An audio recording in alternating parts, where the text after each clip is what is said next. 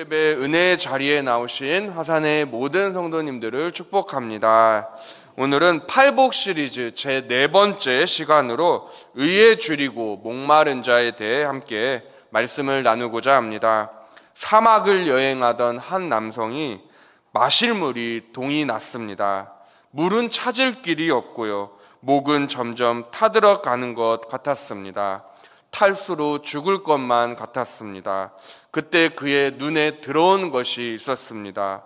바로 자신이 타고 있던 낙타였습니다. 낙타는 혹에 물을 저장한다는 사실, 성도님들께서도 잘 아실 것입니다. 마침내 남성은 낙타를 죽이고 그 속에 있는 물을 마시게 됩니다. 하지만 얼마 못 가 그는 죽게 됩니다. 이처럼 인간에게는 목마름과 배고픔의 욕구가 있습니다. 목이 마를 때는 물을 구하고 배가 주릴 때 우리는 음식을 찾습니다. 그래서 사람이라면 누구에게나 3가지의 요소가 필요합니다. 우리는 이것을 의식주라고 부릅니다. 옷을 머리끝부터 발끝까지 명품으로 치장한 사람일지라도 만약 이 세상에 음식이 하나도 없다면 그 사람은 굶어 죽게 될 것입니다. 또 아무리 크고 으리으리한 대저택에 살아도 돈도 없고 냉장고에 먹을 것조차 없다면 그 사람 역시 굶어 죽게 될 것입니다. 배고프고 목이 마르고 줄여서 배불리 먹어야 하는 것, 이것은 인간의 기본적인 욕구입니다. 그렇다면 의에 줄이고 목마름, 이 말의 뜻은 도대체 무엇일까요? 오늘 바로 이것에 대해 함께 나누고자 하는 것입니다. 먼저 마태복음에는 총 5편의 예수님의 강화 설교가 기록되어 있는데요. 마태복음 안에 기록된 예수님의 5가지 강화 설교를 잠시 살펴보면 다음과 같습니다. 가장 먼저는 산상 강화, 마태복음 5장에서 7장, 산에서 가르치신 말씀. 두 번째는 제자 강화입니다. 제자들을 파송하시며 하신 말씀입니다. 내가 너희를 보냄이 양을 이리들 가운데로 보낸과 같도다. 겉옷을 달라는 자에게 속옷을 주며 오리를 가자는 자에게 심리도 가라. 그리고 세 번째로 천국 강화가 있습니다. 13장에서 그래서 천국은 마치 찬양으로도 있는데요. 네 번째는 공동체 강화, 형제 사랑과 용서에 대해 말씀하셨습니다. 마지막 5번째는 24장에서 25장에 기록된 종말 강화, 화 있을진저 하시면서 종말에 일어난 말세에 나타날 징조들에 대해서 말씀하셨습니다. 그래서 저희가 살펴보고 있는 매주 수요일 살펴보고 있는 팔복의 말씀은 마태복음 내에서 예수님의 5편의 강화 설교 가운데 가장 첫 번째이며 산상수훈 내에서도 가장 먼저 설교하신 것이 바로 팔복입니다. 어느 신학자는 팔복에 등장하는 앞에 3가지의 복은 인간이 자신을 바라보는 것이라 했습니다. 그리고 4번째 복부터는 하나님을 바라보는 것이라고 했습니다. 특히 팔복 안에 반복해서 등장하는 말이 있는데요. 그것은 바로 복이 있나니라는 말입니다. 여기에 사용된 헬라어 단어는 마카리오스라는 단어를 씁니다. 뜻은 복인데요. 우리가 생각하는 인간의 행복이 아닙니다. 사람의 행복이 아니라 하나님의 축복을 의미합니다. 그러니까 심령이 가난한 자는 행복하나니, 이것이 아니라 심령이 가난한 자는 하나님의 축복이 그에게 있나니, 또 애통하는 자에게는 하나님의 축복이 있나니, 온유한 자는 하나님의 축복이 있나니 그들이 땅을 기업으로 받을 것이며가 되는 것입니다. 따라서 오늘 4번째 복도 곧 의에 줄이고 목마른 자에게는 하나님의 축복이 있다고 말씀하는 것입니다. 그렇다면 도대체 의라는 것은 어떤 의미일까요? 의에 줄이고 목마른 자, 이 의의 헬라어는 바로 디카이오시네라고 하는 단어입니다. 이것은 하나님의 뜻, 하나님의 정의, 공의라는 의미를 가지고 있습니다. 그러니까 배트맨이나 슈퍼맨처럼 영웅의 정의심이 아니라 성경에서 말씀하는 의란 곧 하나님께서 기뻐하시는 뜻이라는 것을 알 수 있습니다. 예수님 시대 바리새인과 서기관들은 이것을 이루는 데 실패했죠. 이들은 하나님을 기쁘시게 하지 못했습니다. 오히려 말씀에 자신들의 경전을 더해서 주님이 책망하시기는 자신들도 천국에 들어가지 않고 그리로 들어가는 자들도 막는 자들이라고 책망하셨습니다.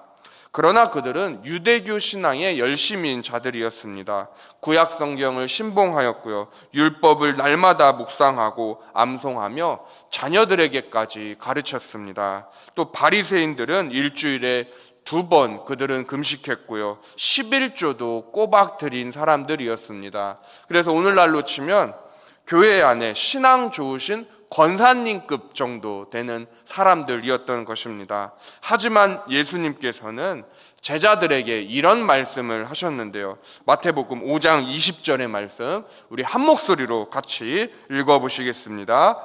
내가 너희에게 이르노니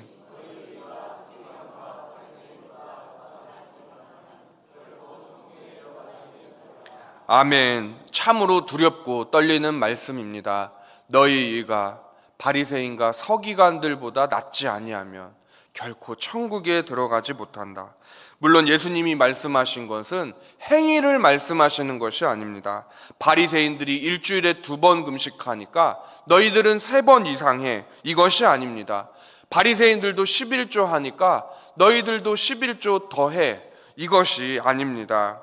그러나 그들보다 우리가 의로워야 한다고 주님은 말씀하십니다. 그들은 손목에나 이마에나 테펠림이라고 불리우는 이 종이를 끼울 수 있는 도구에 날마다 말씀이 적힌 종이를 갈아 끼웁니다. 그러나 우리는 어떠합니까? 하루에 말씀 한 구절이라도 보고 계십니까? 의에 줄이고 목마른 자는 곧 하나님의 말씀에 목마른 자입니다. 성도님들 일터에 출근하시자마자 하루의 시작을 기도로 시작하고 계십니까? 의에 줄이고 목마른 자는 곧 은혜에 목이 마른 사람입니다. 하나님께서 아브라함을 택하신 이유가 무엇입니까? 아브라함이 살던 지역은 하란, 갈대아, 우르였습니다. 그 지역은 예로부터 달신을 섬겼던 지역이에요. 낫나르라고 하는 우상을 섬기며 달을 보면서 소원을 비나이다 비나이다 하고 제사를 지냈던 지역입니다. 아브라함의 아버지 데라와 온 집안 식구들 역시 그 낫나르 우상을 믿었으며 아브라함도 그 영향 아래에 있던 자입니다. 그런데 하나님께서는 왜 그러한 우상 지역, 이방 땅에 살던 한 남자를 부르셔서 믿음의 조상으로 삼으셨습니까? 왜 많은 사람이 있는데 왜 하필 아브라함입니까? 왜 그를 선택하신 것일까요? 우리의 이러한 질문에 창세기 18장 19절은 다음과 같이 말씀하고 있습니다. 제가 읽어드리겠습니다. 내가 그로 그 자식과 건속에게 명하여 여호와의 도를 지켜 의와 공도를 행하게 하려고 그를 택하였나니 이는 나 여호와가 아브라함에게 대하여 말한 일을 이루려 함이니라. 아멘. 의와 공도를 행하게 하려고, 이것이 하나님께서 아브라함을 선택하신 이유입니다. 즉 하나님의 정의와 공의를 나타내시려고 아브라함을 이스라엘의 조상으로, 믿음의 족장으로 삼으셨다는 말입니다. 하나님께서는 저와 우리 성도님들도 이 땅을 살아가면서 우리가 하나님의 의를 드러내시기를 원하십니다. 우리가 세상이 원하는 정의가 아니라 하나님께서 기뻐하시는 뜻을 행하기를 원하십니다. 사실 팔복에 등장하는 8가지 모든 복들은 이 세상의 가치관과는 정반대의 것들입니다. 우리가 오늘까지 8복 중 이제 4가지의 복을 살펴보게 되는데요. 가장 첫 번째 복이 무엇이었습니까? 심령이 가난한 자였습니다. 세상에서 환영을 받습니까? 이 세상은 물질 다원주의 아닙니까? 더 많이 있어야 하고 돈도 부해야 되고 마음 씀씀이도 부한 자가 사람들에게 인기를 얻지 않습니까? 어찌 가난한 자가 복이 있다고 하시는 것일까요? 두 번째, 애통하는 자가 세상에서 환영을 받습니까? 아니요. 세상은 눈물 콧물 찔찔이를 관심도 없습니다. 눈이 부리부리하고 말도 잘하는 사람이 싹싹하다고 예쁨받고 사랑받고 인정받는 세상입니다. 세 번째, 온유한 자가 세상에서 환영받습니까? 아니요. 온유한 자는 이 세상에서 이용만 당합니다. 우리 성도님들의 자녀들, 이제 막 첫 직장 취직한 자녀들이 계실 것인데 착하기만 해서는 순댕이는 직장에서 이용만 당합니다. 목소리 큰 사람이 싸움에서 이긴 자 주의의 세상 아닙니까? 심지어 한국교회 안에서도 목소리 큰 사람이 영향력을 끼치고 있지 않습니까? 오늘 네 번째 복 역시 마찬가지입니다. 도대체 줄이고 목마른 자가 어떻게 복이 있단 말입니까? 우리가 서울역이나 수원역에 나가 노숙하시는 분들을 보고 복되도다 하지 않습니다. 그런데 오늘 주님은 줄이고 목마른 자가 복이 있고 배부를 것이라고 말씀하고 계십니다. 의에 줄이고 목마른 자에게는 다일 공동체 밥차라도 오는 것일까요? 최일도 목사님이라도 하나님이 보내주신다는 말씀이실까요? 아니요, 그렇지 않습니다. 분명 오늘 팔복의 네 번째 의에 줄이고 목마름은 최소한 육적인 것이 아니라 영적인 배고픔을 가리킨다는 것쯤은 우리 성도님들께서 이미 말씀을 통해 눈치채셨을 것입니다. 요한복음에 그런데 이 영적인 목마름, 갈증을 해소하고 싶었던 한 사람이 등장합니다. 그 사람은 바로 요한복음 4장에 등장하는 수가성 사마리아 여인입니다. 요한복음은 앞에 세 복음서인 마태, 마가, 누가, 공간 복음과는 다릅니다. 왜냐하면 앞에 세 복음서가 사람으로서 오신 예수님의 인성을 기록하고 있다면 제4 복음서라고 불리는 요한복음은 예수님께서 하나님 되심, 예수님의 신성을 말씀하는 복음서이기 때문입니다. 특히 요한복음의 이야기는 물과 관련된 사건이 참 많이 있는데요. 먼저 요한복음 1장에서 요단강에서 세례 요한에게 물로 세례를 받으셨습니다. 다음 요한복음 2장 가나 혼인잔치 사건인데요. 예수님께서 행하신 첫 번째 이적은 바로 물로 포도주로 만드신 사건이었습니다. 다음 3장에서는 한밤중에 니고데모가 주님께 찾아와서 거듭남의 비밀을 듣게 됩니다. 그때 주님은 너는 이스라엘의 선생으로서 이러한 것도 알지 못하느냐? 물과 성령으로 나지 아니하면 결단코 하나님 나라에 들어갈 수 없다 말씀하셨습니다. 그리고 오늘 본문 4장에서 수가성 사마리아 여인과 대화하시는데 야곱의 우물이 배경이고요. 주님은 그녀에게 물을 좀 달라 하십니다. 다음 5장에서도 역시 마찬가지로 베데스다 38년 된 연못에서 병자가 치유받게 됩니다. 물과 관련된 사건이 요한복음 안에는 이렇게 참 많이 등장을 합니다. 예수님은 자신의 사역 중심지인 갈릴리 가버나움을 떠나셔서 갑자기 사마리아 지역으로 들어가십니다. 본래 유대인은 사마리아인을 상종도 하지 않았기 때문에 그곳은 이방 지역이나 마찬가지였습니다. 주님이 왜 그곳에 들어가신 것일까요? 바로 의에 줄이고 목마른 한 여성이 그곳에 있었기 때문입니다. 야곱의 우물가에서 여인이 물을 깃고 있었습니다. 주님이 물을 좀 달라 하시자 그녀는 당신은 유대인인데 어찌 제게 물을 달라 하십니까?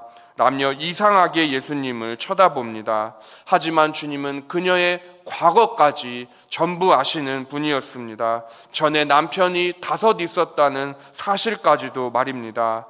그녀의 내면 속에 많은 상처도 있다는 것을 아셨습니다.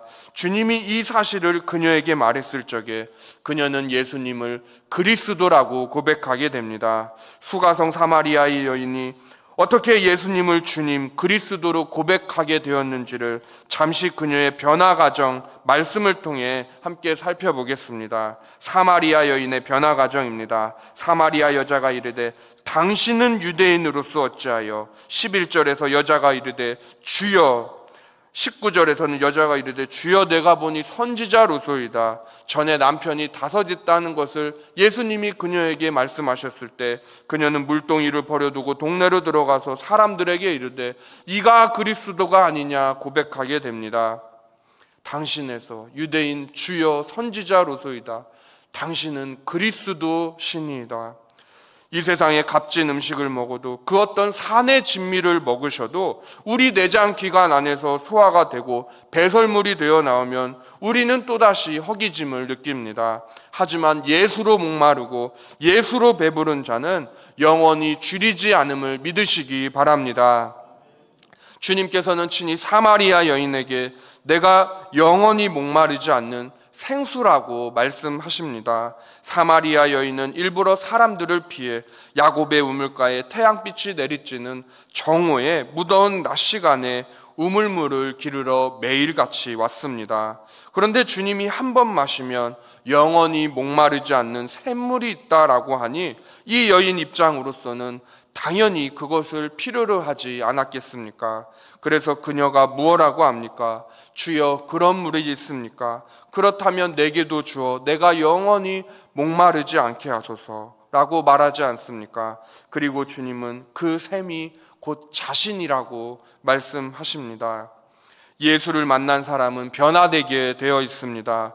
맨 처음에 주님을 보고 당신이라고 말한 여성이 물동이를 버려두고는 마을로 뛰어들어가서 예수는 그리스도라고 동네 사람들에게 전도하는 사람으로 변하게 됩니다.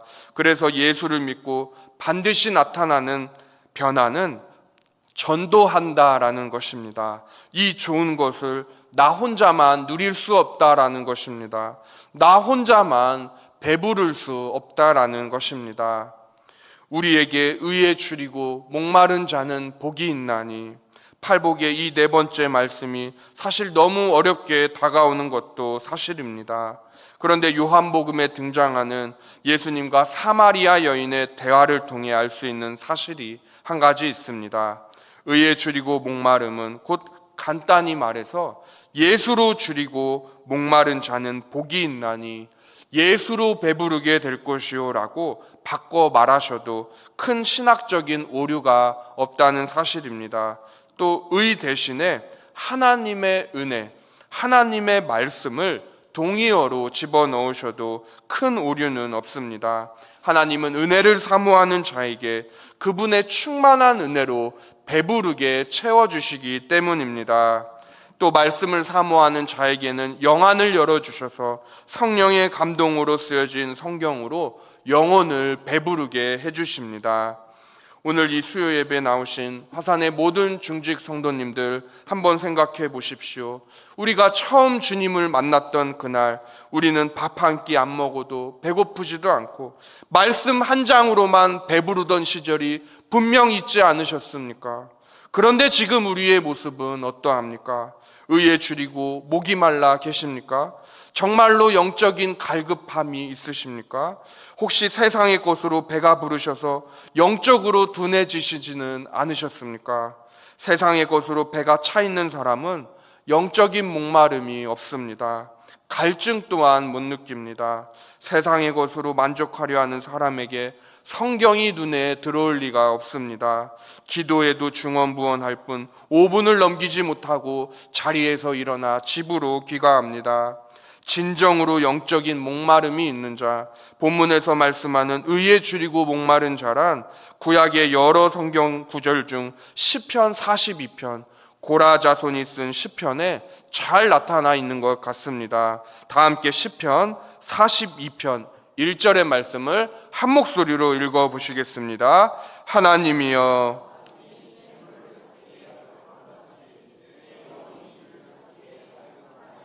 아멘. 사슴이 시냇물을 찾기에 갈급한 같이 우리가 하나님을 찾는 갈급함, 이것이 의에 줄이고 목마른 자입니다. 땀을 흘린 운동선수에게 뜨거운 아메리카노를 주면 좋아할까요? 우상혁 선수에게 파워에이드가 아니라 뜨거운 아메리카노를 주면 이러지 않을까요? 혼잣말로 시원한 음료가 그에게 필요한 것 아니겠습니까? 그런데 오늘날 사람들, 심지어 교회 안에 대다수의 목회자와 성도님들조차 정작 마셔야 되는 생수는 안 마시고 양잿물을 마시고 있는 것 같습니다. 어떤 분은 재물에 목말라 계십니다. 또 학식에 목말라 하시는 분이 계십니다. 지식에 목말라 합니다. 또 어떤 분은 명예와 권력에 목이 마르신 것 같습니다. 저는 오늘 팔복 시리즈 4번째 설교를 준비하면서 주님께 개인적으로 기도로 아뢰었습니다. 주님, 솔직히 제가 의에 줄이고 목마름, 갈급함이 없는데 어떻게 팔복 제 4번째 시리즈 의에 줄이고 목마른 자 본문을 가지고 어떻게 제가 감히 설교할 수가 있단 말입니까? 이렇게 하나님께 기도로 아뢰었습니다. 그때 제 마음속에 떠오르는 찬양 하나가 있었습니다. 오늘 수요 찬양팀에서도 불러주신 찬양인데요. 바로 마음이 상한 자를 이라는 곡입니다. 그 곡의 가사가 참 은혜가 되어 잠시 한번 읽어드릴까 합니다. 마음이 상한 자를 고치시는 주님, 하늘의 아버지 날 주관하소서. 주의 길로 인도하사 자유케 하소서. 새 일을 행하사 부흥케 하소서. 의에 줄이고 목이 마르니 성령의 기름 부으소서. 의에 줄이고 목이 마르니 내 잔을 채워주소서. 이 찬양을 통해 알게 되는 것은 우리는 모두 진흙이라는 사실입니다. 진흙은 토기장이의 손에 빚어집니다. 하나님 아버지께서 우리를 그릇으로 빚으십니다. 주님이 쓰시려고 정성스럽게 빚으셨는데 우리는 혹시 그 그릇에 세상 것들로 채우고 있지는 않습니까? 주님의 잔에는 그 어떤 세상의 것이 아니라 주의 은혜로 채워야 되는 줄로 믿습니다. 구약 선지서 중 하나인 에스겔서는 대표적인 구약 성경의 묵시 문학에 속하는 성경입니다. 묵시 문학이란 꿈, 환상, 예언 등 해석하기 난해한 것들로 이루어진 성경을 가리킬 때 쓰는 말입니다. 요한계시록 역시 대표적인 성경의 묵시 문학에 속하지요. 하나님께서는 어느 날 에스겔이 30세가 되던 해에 그를 이스라엘의 선지자로 파수꾼으로 부르십니다. 그런데 선지자는 다른 사람들이 보기에 참으로 이상한 행동들을 합니다. 자신의 머리카락을 전부 잘라서 3분의 1은 불에 태우고 3분의 1은 칼로 치고 3분의 1은 바람에 흩날립니다. 또 390일간은 왼쪽으로 누워 자고 40일간은 오른쪽으로 누워 잡니다. 각각 이것은 북이스라엘과 남유다의 심판에 관한 행동들이었습니다. 이러한 선지자의 행동을 보면서 사람들은 정신병자 취급을 하였습니다. 그러나 여호와의 선지자로 부름받은 사람은 어떤 명령이라도 순종해야 하는 것입니다. 그러던 어느 날 에스겔에게 하나님께서 한 가지 환상을 더 보여주십니다. 그것은 바로 여호와의 영, 성령에 관한 것이었습니다. 성령님은 사람의 눈에 안 보이는데 에스겔은 어떻게 아는지 여호와의 영이 성전의 동쪽 문에 머무시더니 그 여호와의 영이 완전히 떠나버렸다고 고백합니다. 이것은 우상을 섬기는 이스라엘에게서 하나님께서 진노하시고 떠나셨다는 의미입니다. 그리고 하나님께서는 에스겔에게 37장에서 마른 뼈 환상을 보여주시고 이스라엘의 회복을 약속해 주십니다.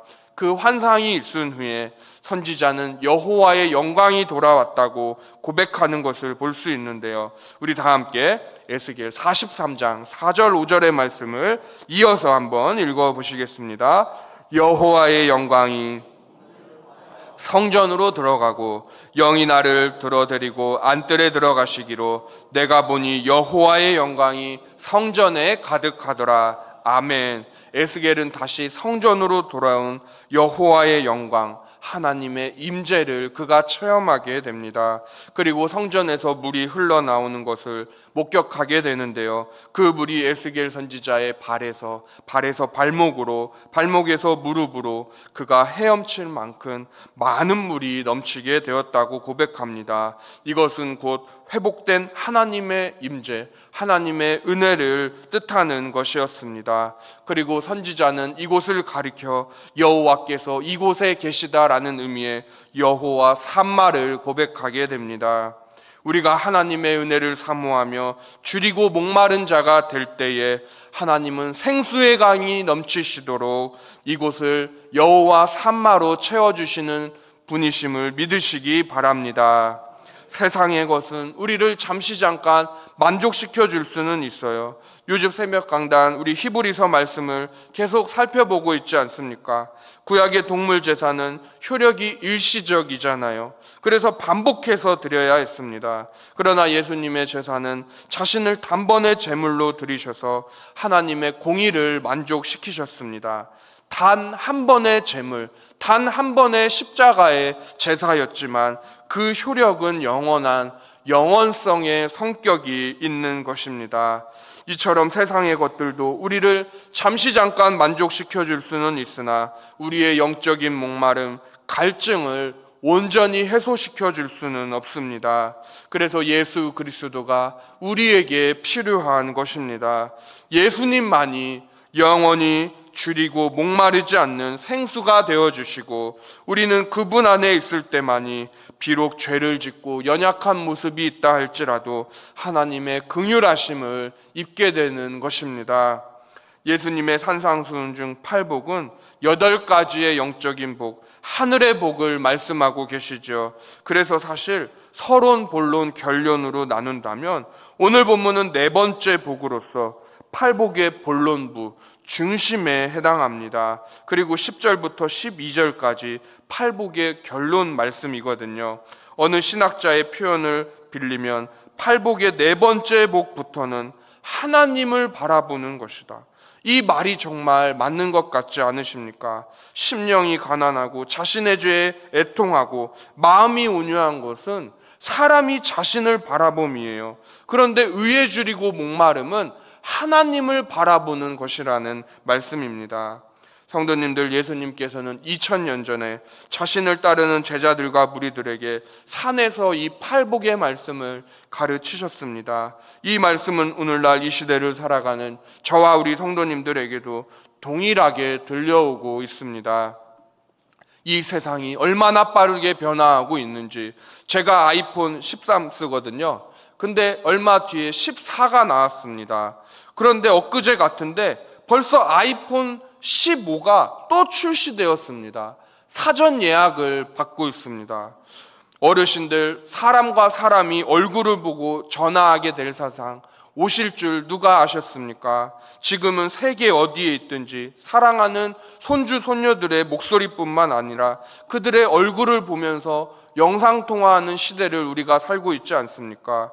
머지않은 미래에 우리는 영화에서나 본 듯한 공중에서 운전을 하는 시대가 반드시 올 것입니다. 레이저 빔을 쏴서요 차선을 만들고 머리 위로 차들이 다니는 세상, 혹시 우리가 살아있을 생전에 그러한 세상이 올지도 모르겠습니다. 이렇게 급변하는 세상 속에서 주님은 우리에게 의에 줄이고 목마른 자가 되라고 말씀하고 계십니다. 마르다같이 분주한 세상 속에서 마리아의 마음을 가지고 살아가라고 하십니다. 은혜에 목마른 자, 말씀에 줄인 자가 되라고 말씀하십니다. 그리고 그러한 자에게는 하나님의 축복이 있나니 그가 배부를 것이며 라고 약속하고 계십니다. 마지막으로 마태복음 6장 33절에서 34절까지의 말씀을 다 함께 한 목소리로 읽고 설교를 맺겠습니다. 그런즉 너희는 먼저 그의 나라와 그의 의를 구하라.